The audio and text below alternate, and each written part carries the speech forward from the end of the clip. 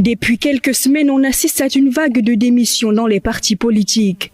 Des personnes qui quittent des postes de responsabilité dans le parti politique pour rejoindre un autre. Du PCRN pour le FSNC ou de l'UPC pour l'UNDP entre autres. La plus récente en date est celle de Dame Zoga Jeanne, secrétaire générale du FSNC, qui non n'est pas une démission mais une exclusion définitive du parti pour faute grave.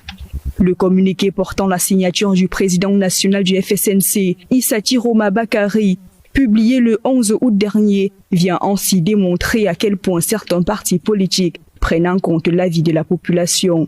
Dame Zoga, connue sur les réseaux sociaux pour ses prises de position jugées tribales, paye le prix fort et perd ainsi une place privilégiée auprès de l'ancien ministre Issati Roma Bakari, candidat à la présidentielle d'octobre 2025. Elle laisse derrière elle 20 ans de service dans ce parti. Sa mise à l'écart intervient après que les activistes politiques aient exigé son licenciement afin de préserver l'éthique du parti. Cette décision jugée injuste pour certains a entraîné la démission de Noah Ekene, coordinateur du FSNC dans l'arrondissement de Yaoundé 5. À l'approche de l'élection présidentielle, les partis politiques sont suivis de très près. Chaque acte posé, chaque décision prise ou chaque position quelconque peuvent avoir des répercussions positives ou négatives sur le parti. En mettant à l'écart son secrétaire général en poste depuis 2017, Issati Roma Bakari espère conquérir l'électorat de la partie ouest du pays et mettre en exergue les valeurs que défend le parti qui, selon lui, sont toutes sauf tribales.